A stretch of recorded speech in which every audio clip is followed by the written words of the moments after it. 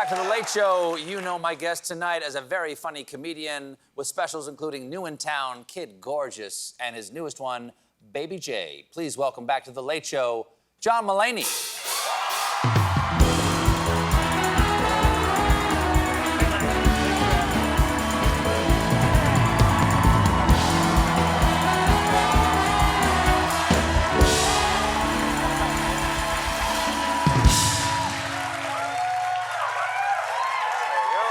No, we don't have to say I know, I don't know. I was pointing at you. Yeah, I know. I was pointing at you. When a hand is out, you to shake the audience it. Yeah. like the beef on a tray. Oh. Hello.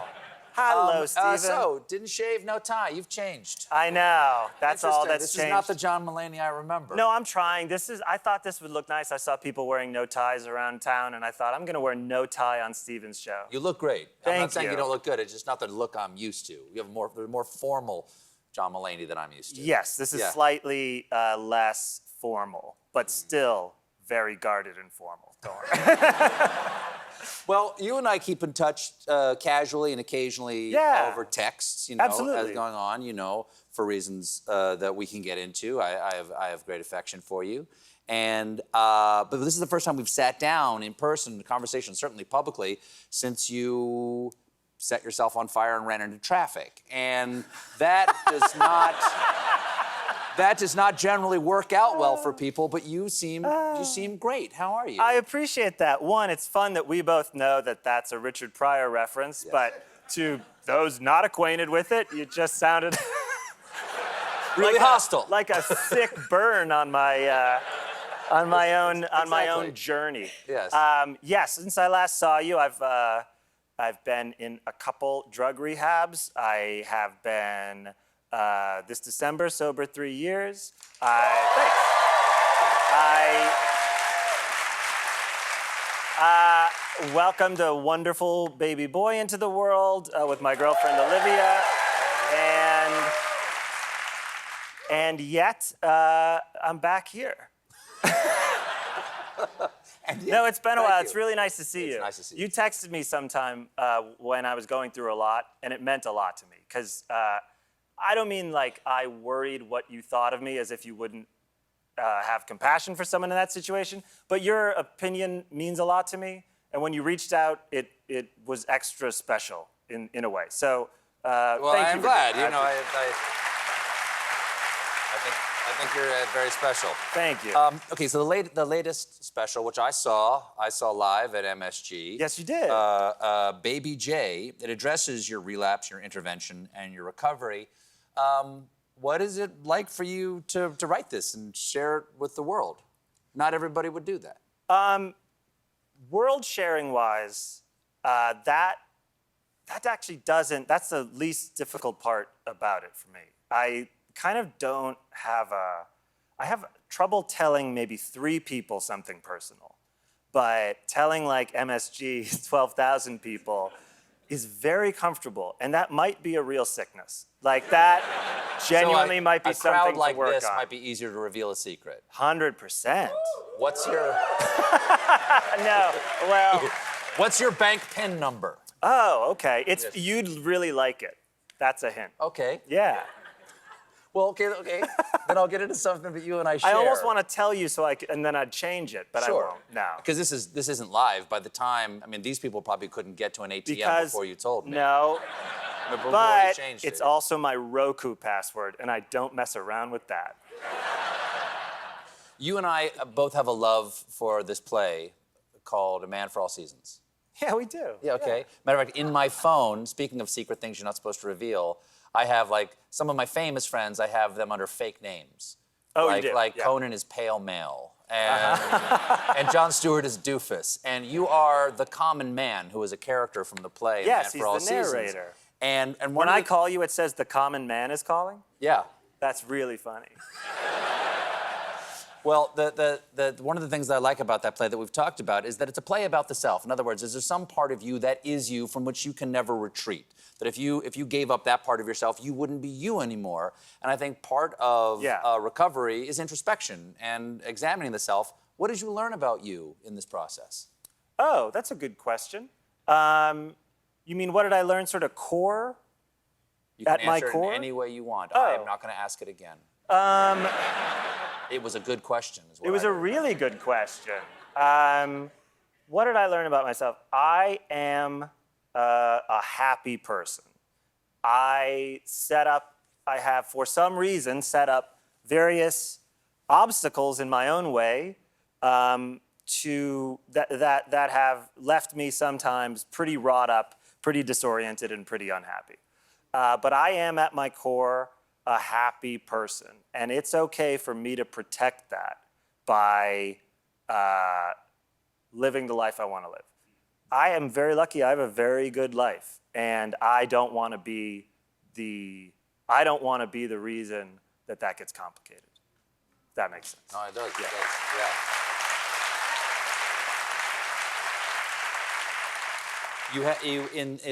David Byrne, the great David Byrne, does the music for Baby J. Yes, he does. I saw you live. I did not see David Byrne there. Is this something he just scored later, or did he just perform some nights? He scored it later, and he worked with the arranger from one of my favorite solo albums of his, Grown Backwards. And I emailed him. I just thought, man, I know he's busy. He had the amazing show Here Lies Love, which is right next door, open up. Yep. So fantastic. Yeah. And I thought, okay, this is, he's a very busy man, and he's David Byrne, but I asked him, would you possibly consider composing some music for this? And he was game. What does that do to you? Like, okay, so that's another thing about it's examining your crazy. life. Like when Yeah. you go like, I mean, I guess I could call David Byrne. I mean, hey, I don't know, he's not gonna. And then he says yes. Yeah. That's a weird part of being, to achieving a certain level of success in your business, that you can reach out to other people you admire. Yeah. And they say, oh, I'd love to do something with you. How do you take that? I have a hard time with my good luck in that regard. Oh, yeah? How so? You feel unworthy of it? I don't want to bother anybody. You don't want to bother I anybody? suppose unworthy isn't the thing where maybe that is. Maybe it's unworthy. Yeah. But I also am very quick to hero worship. Mm-hmm. And so it's not Yeah, like I I get that suck. too. It's like, Yeah. it's David Byrne. Yeah. Why he doesn't have time? He's got to go be a genius. I have decent self-esteem as well, but I would never think someone would be, I would think anyone would have something better to do than talk to me or hang out with me. That's less about I think I'm the worst and more just I think, nah, people aren't thinking about me. They have their own lives. They don't want to do this, So I am also, very reluctant to bother people. Wow. Yeah. Yeah. Did that get darker than I meant it to? I don't No, not at all. okay, No. yeah. Do you ever feel like you're bothering me? Yes. Never. Okay. No, I'm always very When I excited. texted you about that Anthony Hopkins movie, I was like, you should check this out. I was really nervous. I was like, he got a late show, and he's got so much to do. I wondered if you'd be like, I like John, but he should, it's 10 p.m. Boundaries. Boundaries, yeah. Were you ever in A Man for All Seasons? No, but boy, the part I want to play in A Man for All Seasons, and then for people to enjoy this conversation, you need to go pause right here, watch the entire movie, and come back to the conversation. It's about worth this it. guy, St. Thomas More, who before he was a saint was just Thomas More. And he was Henry VIII's best friend. He was Henry VIII's best friend. Henry VIII wants to break away from the Catholic Church to create I'm glossing over a lot of history, but To get his own wife. he wants to marry Anne Boleyn, and this means he has to break from the Pope. Yes. Thomas More disagreed with this. Because he was Chancellor of England at the point. He was Chancellor of England, and Henry VIII cut off his head. Now, my dad, Thomas More was a great lawyer. That is absolutely how my dad would like to die, is that the king goes, you are a great lawyer, but you're too Catholic, and we need to cut off your head. My dad would be like, oh no, if that's my legacy. Oh man, I hope not. 100%. Yeah. 100%.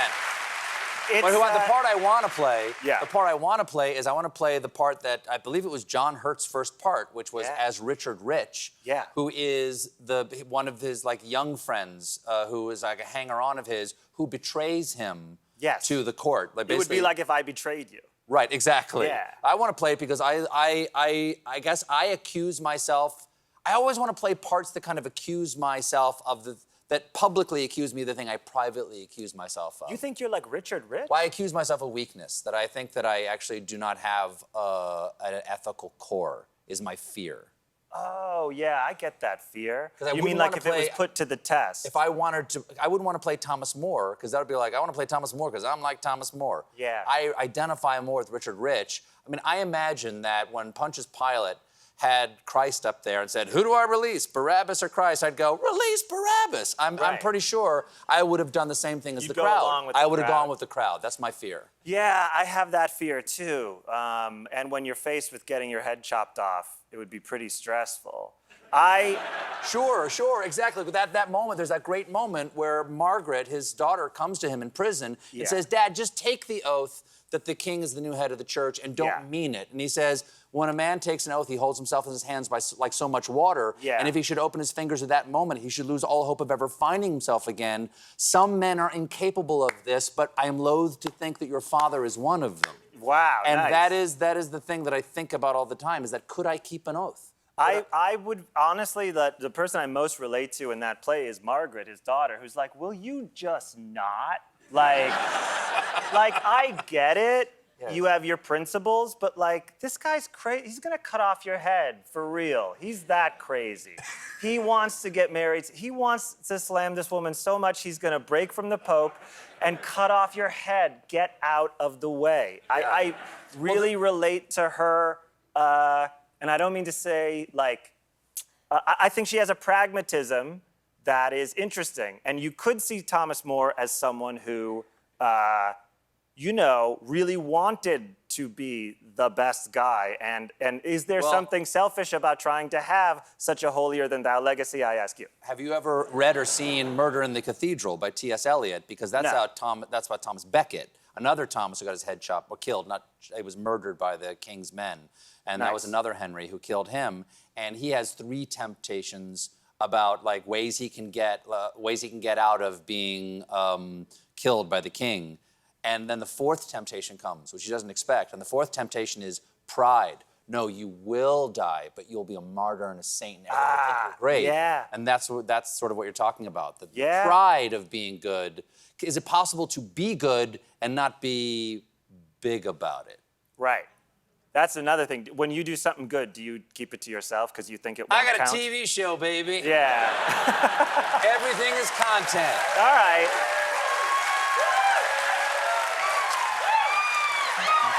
Beautiful.